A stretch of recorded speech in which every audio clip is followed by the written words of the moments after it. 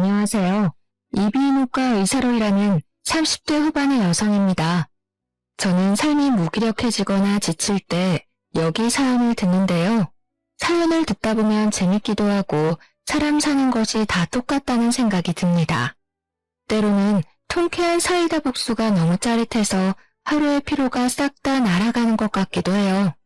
매번 이렇게 사연을 듣기만 하다가 얼마 전에 제가 겪은 일이 여기 사연들 못지않게 막장이기도 하고 나름 사이다 사연인 것 같아 이렇게 저의 사연을 보냅니다. 사실 저는 얼마 전에 이혼했어요. 제가 적지 않은 나이인지라 어지간하면 같이 살려고 했는데 보면 볼수록 남편과 그의 가족이 상종하면 안 될 사람인 것 같아 과감히 그들과 연을 끊게 되었습니다. 본격적인 이야기를 시작하기에 앞서 저와 남편이 어떻게 결혼했는지부터 말씀드려야겠네요. 앞서 말씀드렸듯이 저는 의사이고 남편은 우리 병원에 약품을 납품하는 제약회사 영업직원이었어요. 남편이 우리 병원에 업무차 자주 왔고 오가며 얼굴 도장을 찍다가 가랑비에 옷 젖듯 서로에게 호감이 생겨 결혼까지 하게 되었습니다. 결혼식과 신혼여행을 무리 없이 진행하고 시댁에 처음으로 인사를 드리러 갔는데 시어머니가 갈비찜과 잡채를 아가씨에게 던지며 크게 구박하더라고요. 너는 지금까지 먹은 음식이 얼만데 아직도 이깟 간을 하나 제대로 못 맞춰? 갈비찜은 짜고 잡채는 다 불었잖아. 이딴 음식을 도대체 누가 먹어? 네가 이 집에 왜 있는 건데? 요리하고 허드렛 일이나 하라고 있는 건데 그것도 못하면 네가 이 집에 있을 자격이 있어? 못할 것 같으면 나가. 우리는 너 따위 계집년 필요 없으니까. 아가씨는 눈물이 그렁그렁하고 어깨가 축 처져 있는데 정말 보기 너무 안쓰러웠습니다. 시어머니는 호되게 아가씨를 혼내시다가 저와 남편을 보고는 순식간에 인자한 표정으로 바뀌셨어요. 우리 은호랑 선혜 왔니? 신혼여행은 어땠어? 재밌었니? 너네 온다고 쟤한테 음식 좀 해두라고 했더니 잡채랑 갈비찜을 이따위로 만들어놨단다. 에휴, 이를 어쩌면 좋니? 그냥 나가서 먹을까? 뭔지 쟤는 아직도 간을 못 맞추는 거야? 쟤는 도대체 언제쯤이나 사랑구실을 하려는지. 아니에요, 어머니. 아가씨가 음식을 이렇게 많이 장만했는데 다른 것들 먹으면 되죠. 그래 줄래? 우리 며느리는 의사 선생님인데도 참 배려심도 깊어. 이해해줘서 고맙다. 야, 너네 오빠 배고프니까 빨리 음식 차려와. 그리고 세아가, 너도 같이 가서 음식 준비 좀 하려무나. 너도 며느리니 이제 부엌살림도 해봐야지. 시어머니는 저에게는 아가씨처럼 날카롭게 말씀하시지는 않았지만 그래도 며느리면 당연히 시댁의 일을 해야 한다고 하셨습니다. 저 역시 시댁에서 가만히 있을 생각은 없었지만 아무리 그래도 오자마자 이런 식으로 부엌으로 보내버리니 기분이 썩 좋지는 않았어요. 제가 부엌에 있을 때도 시어머니는 아가씨를 끊임없이 구박했습니다.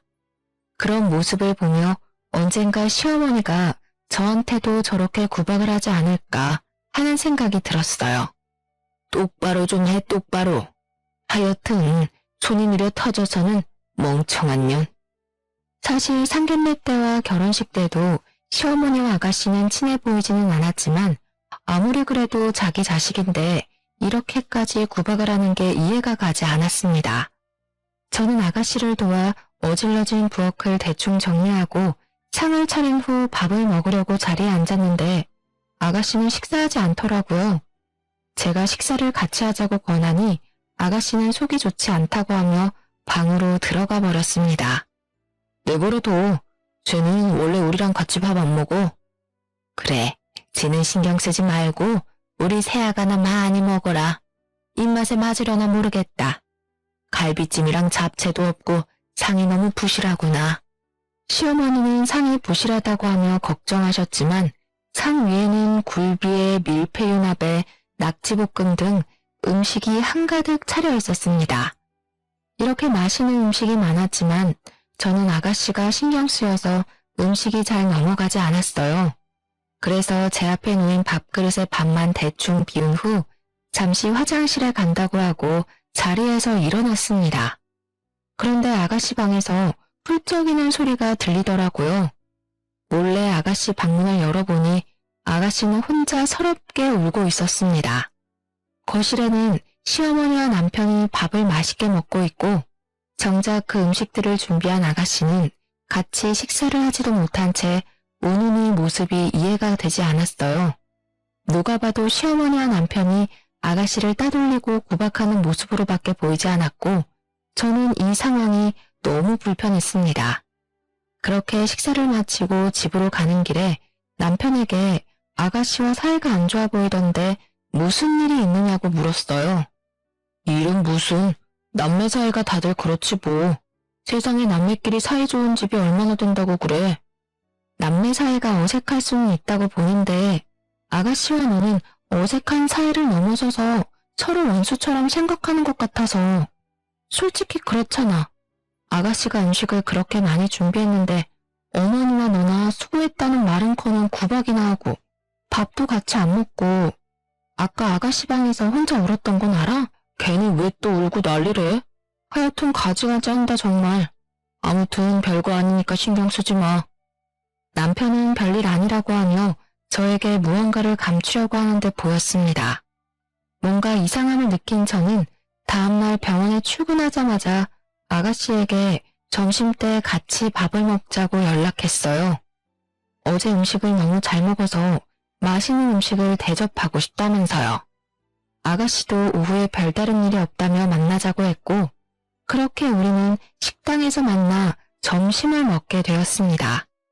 밥을 먹으며 저는 아가씨에게 어제의 일을 물어보고 싶었는데 어떻게 말을 꺼내야 할지 모르겠더라고요. 그래서 괜히 눈치만 보고 있는데 아가씨가 저의 속마음을 알았는지 먼저 자신의 이야기를 꺼냈습니다. 어제 집에 와서 놀라셨죠? 사실 저는 어머니 친딸이 아니고 오빠만 어머니 친자식이에요. 그랬구나. 남편이 이야기를 안 해줘서 전혀 몰랐어요. 그런데 어쩌다가 이렇게 가족이 된 거예요? 사실 저희 친엄마는 저를 낳고 얼마 지나지 않아 돌아가셨고 저는 아빠랑 둘이서 살았어요. 그러다가 6살 때 지금 어머니랑 아빠가 재혼하게 되면서 저는 어머니 오빠와 같이 살게 된 거고요.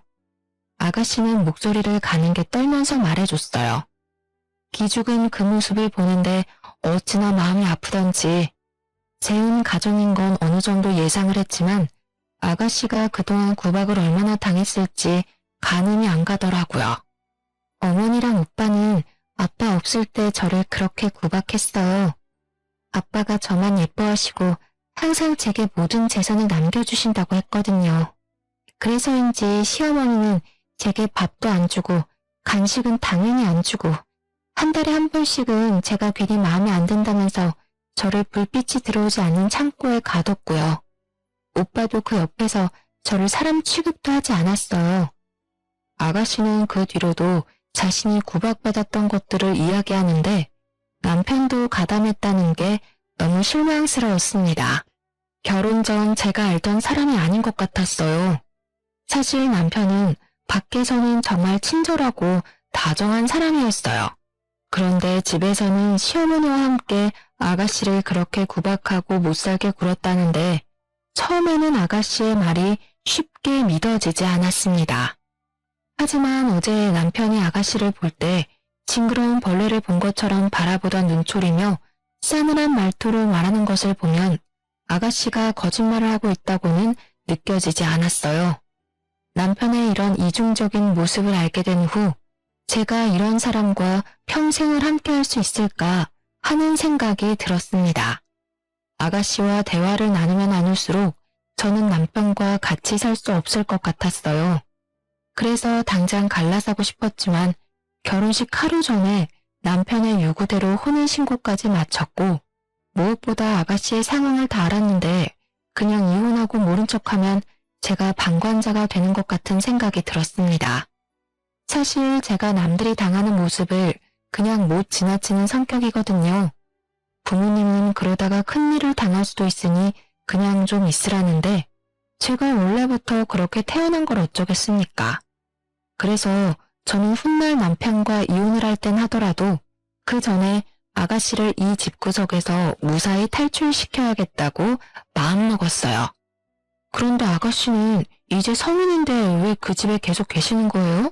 그냥 그 집에서 나가서 영 끊어버리면 되잖아요. 사실은 아빠가 살아계실 때 크게 사업을 하셔서 재산이 좀 많았거든요. 그리고 그 재산들은 다 저한테 준다고 입버릇처럼 말씀하셨어요. 게다가 아빠 장례식 날 아빠 친척들 말로는 제 앞으로 남겨주신 유산이 분명히 있다고 했어요. 아빠가 유언장도 쓰시고 증인까지 세워서 유언장 녹화를 했다는데 어머니는 재산 한 푼도 안 남겼다고만 하세요. 그 당시 저는 미성년자였고 아무런 힘이 없었거든요. 이대로 제가 이 집을 나가버리면 유산을 하나도 못 받게 될 것 같아서 유산을 찾을 때까지는 이 집에 계속 있으려고요. 아가씨의 말을 들으니 시어머니와 남편이 왜 그리 독하게 아가씨를 괴롭혔는지 이해가 되었습니다. 바로 아가씨가 받은 유산이 탐이 나서 그랬던 것이었어요. 하지만 이미 어릴 때부터 오랜 시간 동안 어머니와 남편의 구박 속에서 자라와서인지 아가씨는 두 모자 앞에서는 한마디도 못하고 당하기만 하는 말 그대로 약자였어요. 그래서 저는 그런 아가씨를 좀 도와주기로 마음먹었죠. 아침 며칠 뒤가 명절이었습니다. 저는 명절날 시댁에 있으면서 시어머니와 남편이 아가씨에게 함부로 대하지 못하도록 해야겠다고 생각했어요. 안 그래도 일찍 가야겠다고 생각했는데 시어머니한테 전화가 왔습니다. 예, 며칠 뒤가 명절인 거 알지? 너가 아무리 의사라지만 그래도 이 집에서는 며느리야. 며느리면 며느리답게 명절 때 와서 음식 장만도 하고 해야 한단다. 그러니 말인데 너는 의무보다 일찍 와서 장도 보고 장만도 해라. 알겠니? 네, 어머니. 안 그래도 그러려고 했어요. 그러면 명절 전날 진료 마치고 바로 시댁으로 가면 되는 거죠? 그냥 아예 그 전날 진료를 빼버릴 수는 없니? 할 일도 많고 너는 며느리니까 내가 이것저것 알려줄 것도 있고 말이야. 아무래도 너는 그동안 공부하고 병원일 하느라 집안일은 하나도 모를 것 아니냐? 아무리 그래도 진료를 아예 빼버리는 것은 안 되죠. 게다가 요새 감기며 독감 환자 얼마나 많은데요. 시어머니는 아예 명절 전날부터 와서 제가 일을 해주기를 바랬지만 제가 집에서 노는 것도 아니고 일하는 게 그게 가능하겠습니까? 당연히 안 된다고 했고 시어머니는 제 말에 어쩔 수 없다고 하시면서도 못마땅하게 생각하시는 것 같았어요. 그래서 명절 전날 밤에 가려고 했지만 그날은 저녁까지 환자들이 몰려들면서 밤늦게 진료가 마치게 되었고 명절 전날이 아닌 당일날 아침 일찍 시댁에 가게 되었습니다. 어차피 저는 가서 음식을 할 것이기에 편한 복장을 입고 시댁에 갔어요. 원래 첫 명절에는 며느리가 일찍 와서 음식도 하고 해야 하는 거다. 그리고 복장은 또 이게 뭐니? 첫 명절이면 당연히 한복을 입고 와야지. 너네 친정에서는 그런 것도 안 가르치디? 한복이요? 저는 음식하고 해야 하니 불편할 것 같아서 편한 복장을 한 건데요. 한복을 꼭 입어야 하면 어머니께서 미리 말씀을 해주시면 되었잖아요. 그리고 여기 시댁에서는 며느리가 첫 명절에 한복을 입어야 하는 문화가 있는지 몰라도 저희 집에서는 그러지 않아서요. 이거는 그냥 문화 차이인데 부모님이 저를 잘못 가르쳤다는 막말은 하시지 않았으면 좋겠습니다. 의사라 그런지 아주 논리적으로 따박따박 말대꾸하는구나. 내가 말을 말아야지. 아무튼 너는 얼른 부엌 가서 은지랑 음식 좀 장만해. 네가 늦게 와서 벌써 시간이 많이 늦었구나. 은우 너는 평소에 회사 다니느라 힘들었으니까 방에서 푹 쉬어라. 시어머니와 남편은 각자 방으로 가서 잠을 자거나 TV를 보며 쉬고 있었고 저와 아가씨는 부엌에서 열심히 일했습니다. 새언니도 평소에 환자들 보느라 힘드실 텐데 들어가서 쉬세요. 저 혼자 다 할 수 있어요. 아니에요. 저도 같이 해요. 사실 제가 음식을 많이 해보진 못해서 큰 도움은 안 되겠지만 그래도 설거지라도 도울게요. 아가씨는 제 말에 이 집에서 옆에 같이 있어주는 것만으로도 든든한 힘이 된다고 했습니다. 그동안 얼마나 시어머니와 남편에게 구박과 차별을 받았으면 집에서 누군가가 옆에 있는 것만으로도 힘이 된다고 할까요? 저는 이런 아가씨에게 든든한 버팀목이 되어주고 얼른 아버지의 유산을 찾게 도와주고 싶었습니다. 아가씨와 대화를 나누며 음식 장만을 거의 마치고 식사 시간이 되어 상을 차린 후 시어머니와 남편을 불렀어요. 식사를 시작하는데 시어머니가 남편 앞에는 갈비찜을 밀어놓고 아가씨 앞에는 김치나 나물 반찬만 주더라고요. 심지어 아가씨가 손을 뻗어 갈비찜을 먹으려고 하자 시어머니는 아가씨의 손등을 때리셨습니다. 이 상황에서도 남편은 시어머니가 준 갈비찜을 아주 맛나게 뜯어먹고 있었죠. 저는 그 꼴이 너무 얄미워서 남편 앞에 있던 갈비찜 그릇을 아가씨 밥그릇 바로 옆에다가 두었습니다. 선혜야, 갈비찜 먹고 싶은데 그걸 제 옆에다가 두면 나나 우리 아들이 먹기 힘들잖아. 어머니, 나이 많은 사람들은 소화 능력이 떨어져서 갈비찜 같은 거 많이 드시면 소화 안 돼서 고생하세요. 어머니는 식이섬유가 풍부한 나물이나 김치 같은 거 많이 드시고요. 아가씨 같은 젊은 사람들은 앞으로 힘차게 살아야 하니 갈비찜 같은 단백질을 많이 먹어야 해요. 아무리 그래도 그렇지 우리 아들 은우도 젊은 사람인데 먹어야 할 것 아니냐. 게다가 은우는 너네 집 책임질 가장이야. 그러니 당연히 우리 아들이 잘 먹어야지. 저희 남편 회사 식당에서 엄청 잘 먹어요. 매일 고기 반찬 나오던데요. 사람이 매일 고기 먹으면 체내 지방만 쌓여서 건강에도 해로워요. 그리고 실질적으로 우리 집 가장은 바로 저예요. 제가 남편보다 월급이 더 많은 거 아시죠? 집도 제 명이고요. 여기서 갑자기 그런 말이 왜 나와? 집 못해갔다고 시비 거는 거야 뭐야? 시비라기보다는 시어머니한테 사실 확인해드리는 거야. 솔직히 결혼할 때 형편이 넉넉하지 않다고 내가 살던 집에서 신혼살림 차리고 혼수도 다 내가 했는데 이 정도도 말 못하냐? 제 말에 남편과 시어머니는 더는 말을 이어가지 못했습니다. 그 뒤로도 시어머니와 남편은 아가씨를 괴롭히고 구박하려 했지만 그럴 때마다 저는 아가씨 옆에서 아가씨가 못했던 말들을 대신 다 해줬어요. 그렇게 명절이 지나고 집에 오니 남편은 표정이 좋지 않았습니다. 너 무슨 갱년기야? 도대체 우리 엄마랑 나한테 왜 그렇게 시비야? 우리는 원래 은지랑 그렇게 살았어.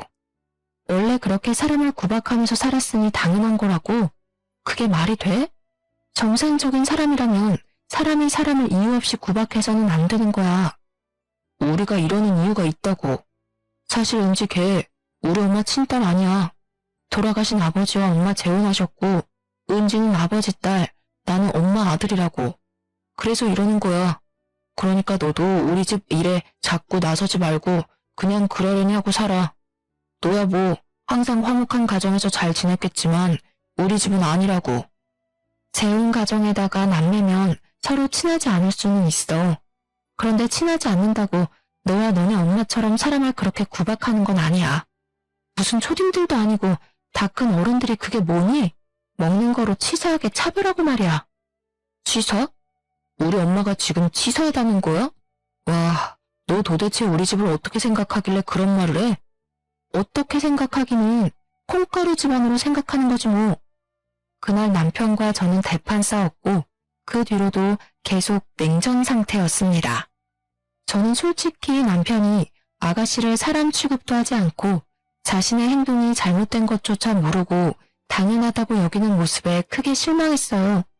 남편 역시 자꾸 자기 집안일에 간섭하는 제가 불편하고 싫었는지 저를 피했고 회사 일이 바쁘다는 핑계로 매일 야근에 주말에도 계속 출근한다고 집에 거의 있지 않았습니다. 이미 부부간의 정은 뚝 떨어진 상태였고 마음 같아선 그냥 이혼해버리고 싶었지만 이혼해버리면 평생 아가씨를 돕고 싶어도 도와주지 못할 것 같아 억지로 결혼 생활을 유지하고 있었어요. 그렇게 몇 주 뒤 시어머니의 생신날이 다가왔습니다. 저는 그날이 토요일이라 쉬는 날이기도 하고 시어머니 생신이라고 아가씨와 저에게 음식을 만들라고 할 것이 분명하기에 외식을 제안했으나 시어머니는 저녁 때 친구들과 한정식 집에서 먹기로 했다면서 점심은 집에서 먹자고 하시더라고요. 그래서 저는 시댁에 출장 뷔페 음식을 주문했습니다. 시어머니 생신날 시댁에 가니 이미 제가 주문한 음식들이 거실에 차려져 있었고 거실과 부엌 사이에는 엄청 비싼 브랜드의 명품 옷이 걸려 있었어요.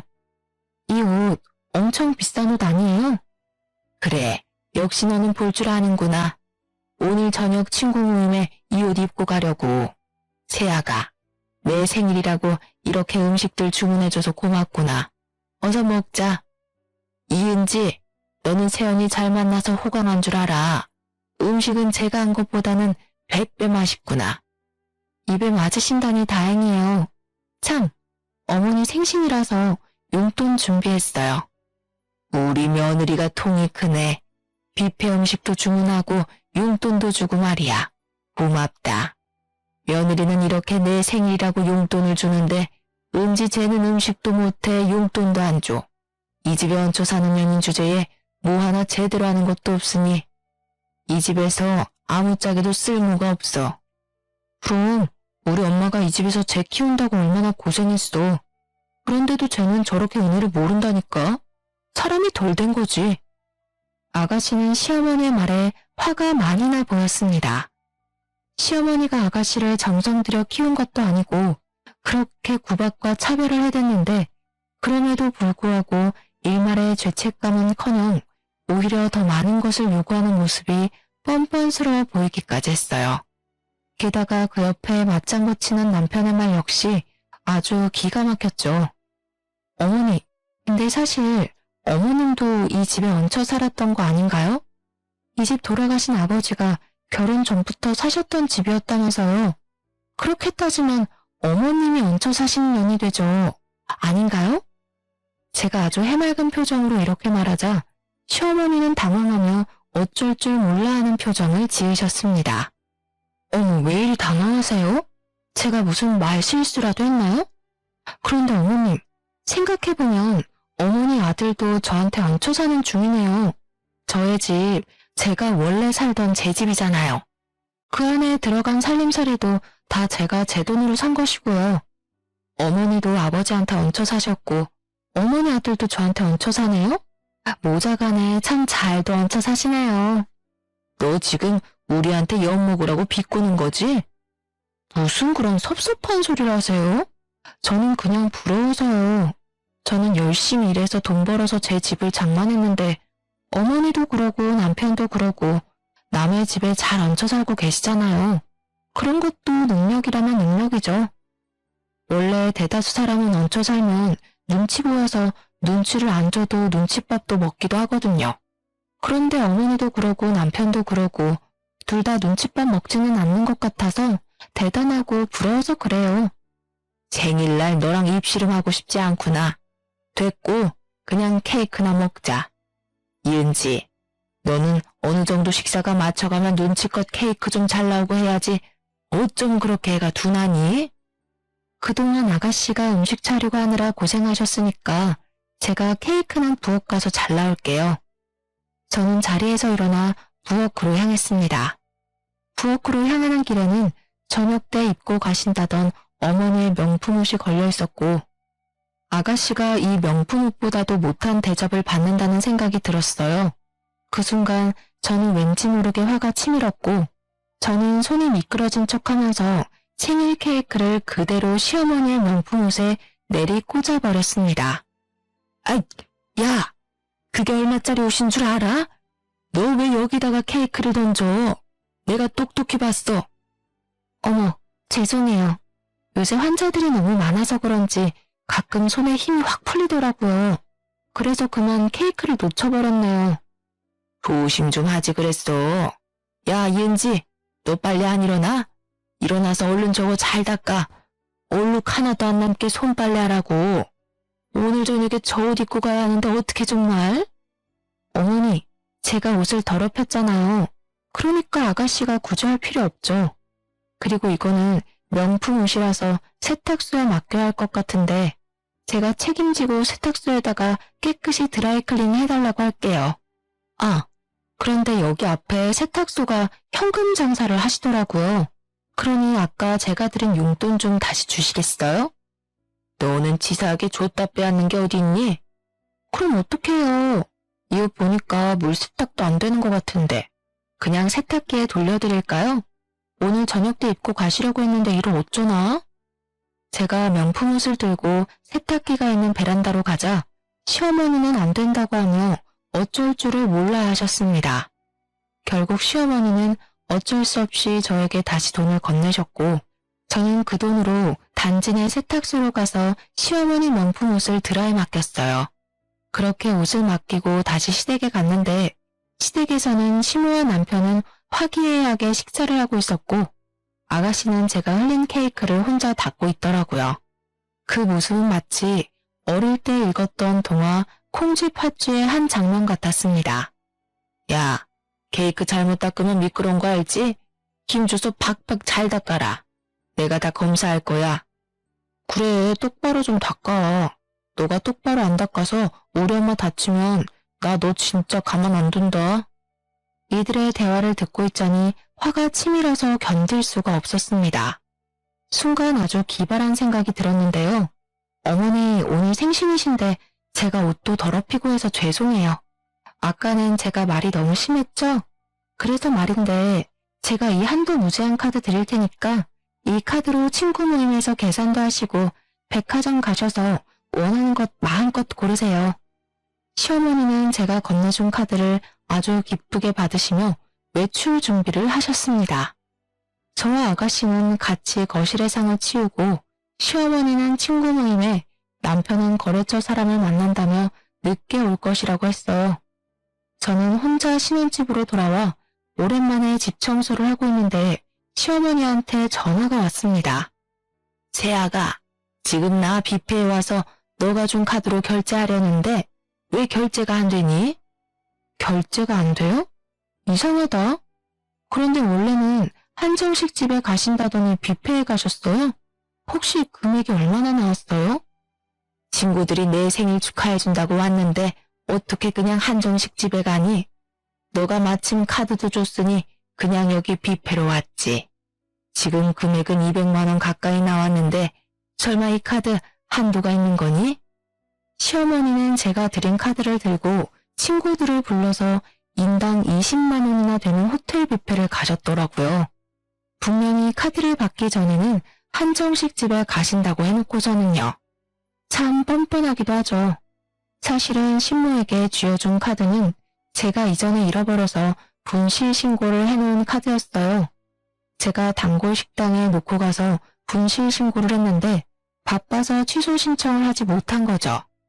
선심 쓰듯 드렸더니 이렇게 펑펑 쓸 줄 누가 알았겠어요. 어머니, 사실 그거 정지된 카드예요. 그리고 아무리 며느리한테 한도 무제한 카드를 받아도 그렇지.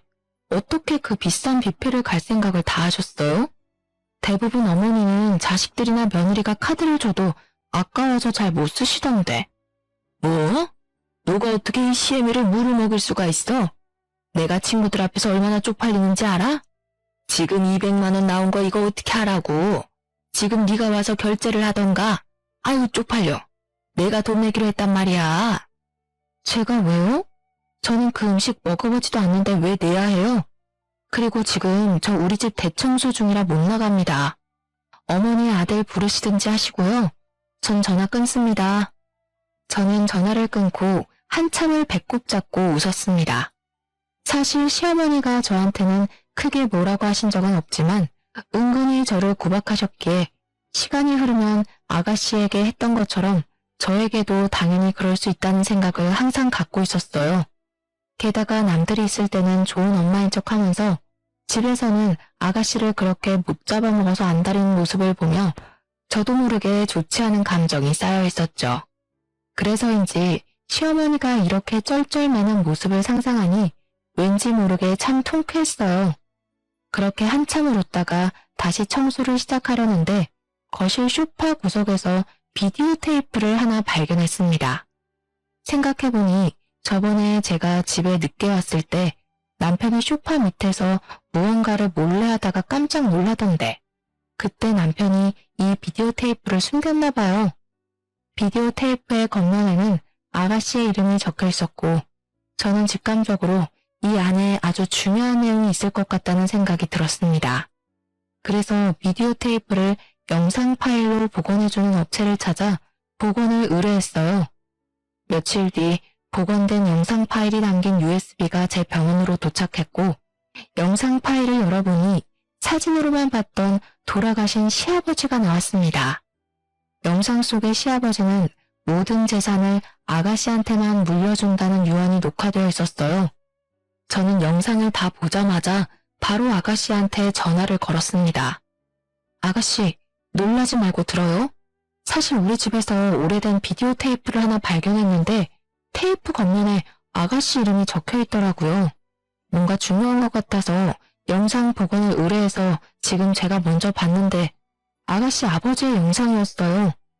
태연님, 그 테이프 찾으셨어요? 사실 얼마 전에 어머니랑 오빠가 아버지의 유언에 관해 대화하는 내용을 얼핏 들었는데 분명 오빠가 어디에다가 뒀다고 했는데 제가 집에서 찾지를 못했거든요. 우리 집에 두면 제가 쉽게 찾을 것 같아서 일부러 언니 집에 뒀나 봐요. 그래서 이게 우리 집에 있었구나. 그래도 잘 됐어요. 제가 먼저 보고 영상 파일도 복원했으니까요. 우리 얼른 변호사 사무실에 가봐요. 오늘 제가 일찍 퇴근할 수 있는데 오후에 잠깐 만날 수 있어요? 태연니, 너무 감사해요. 언니는 저의 은인이세요. 그럼 이따가 오후에 봬요. 그날 오후 아가씨와 저는 약속한 장소에서 만나 바로 변호사 사무실을 찾았습니다. 변호사는 시아버지의 영상 파일을 보더니 유언의 형식을 아주 잘 갖춰서 녹화하셔서 유언의 효력이 있다고 하셨어요.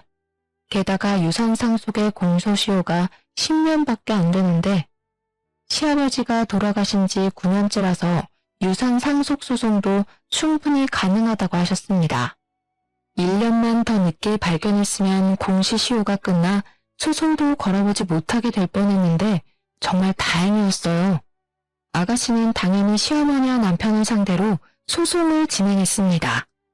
다음날 환자들을 진료하며 정신없는데 밖에서 아주 시끄러운 소리가 들려 나가보니 시어머니가 와 계셨어요.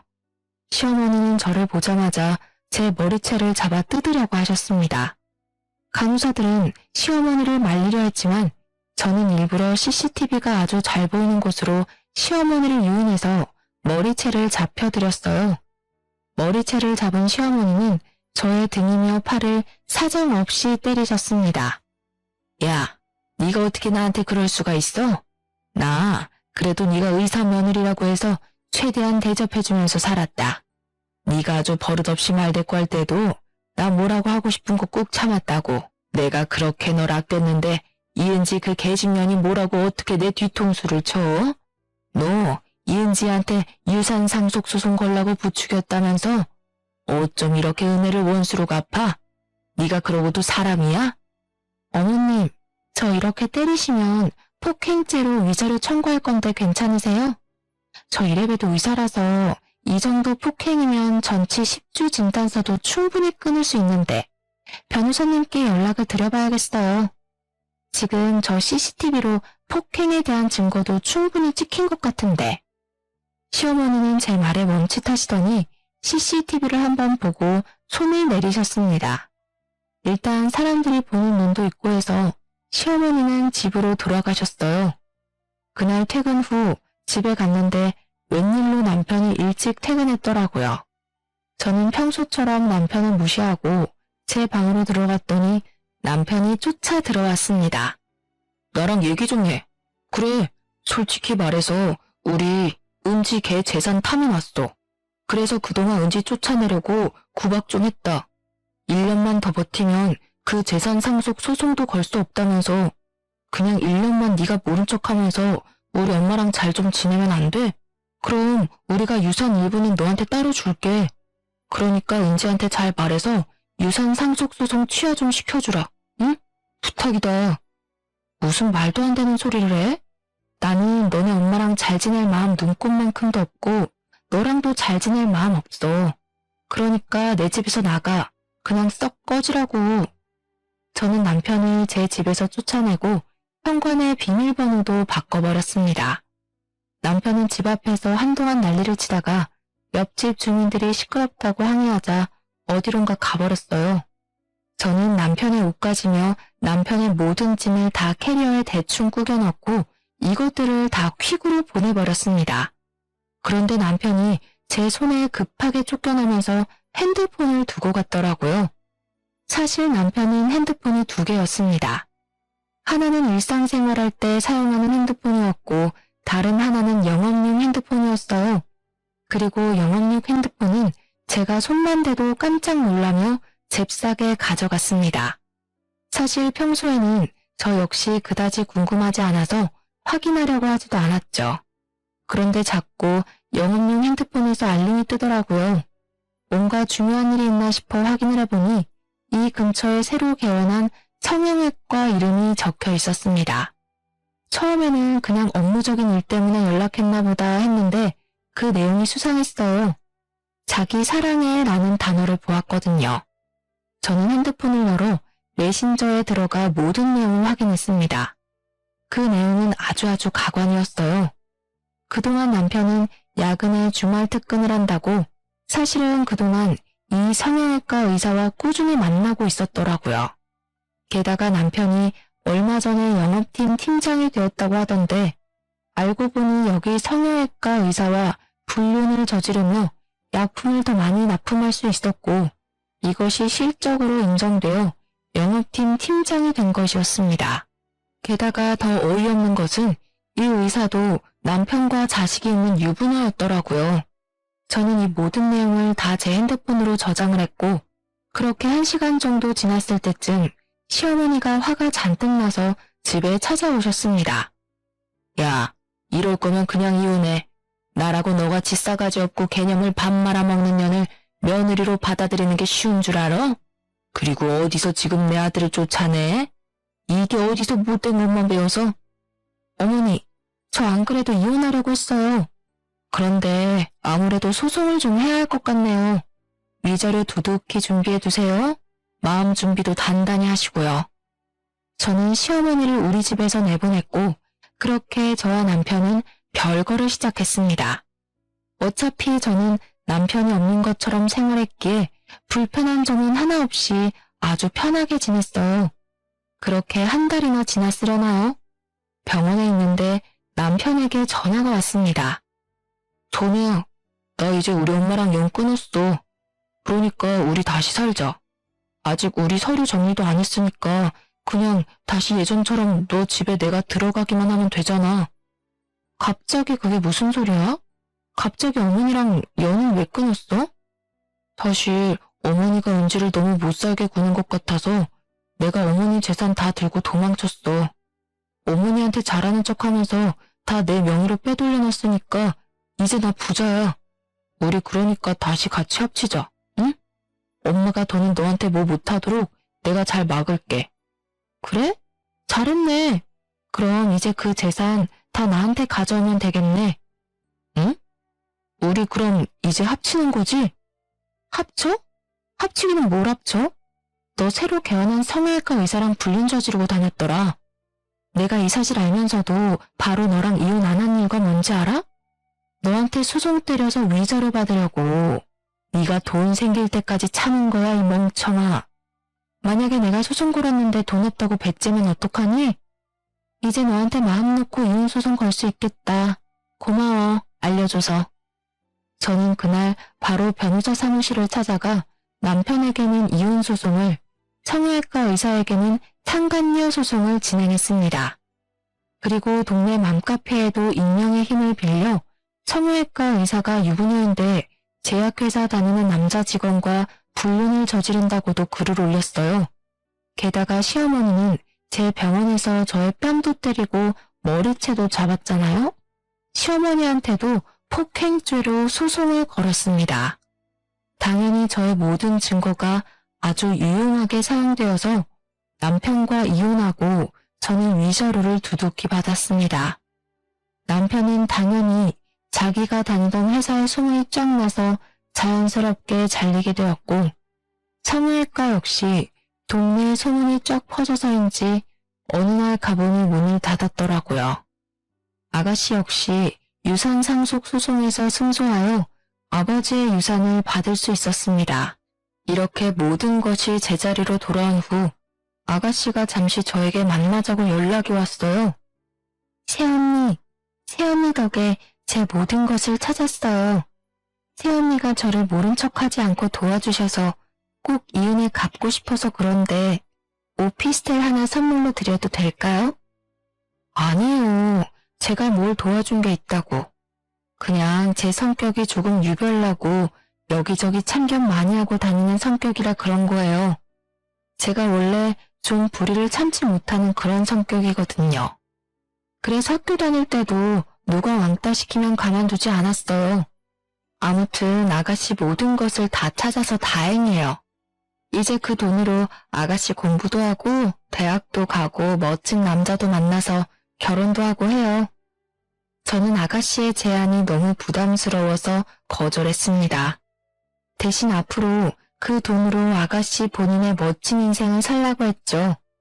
그렇게 한 일주일이 지났을까요?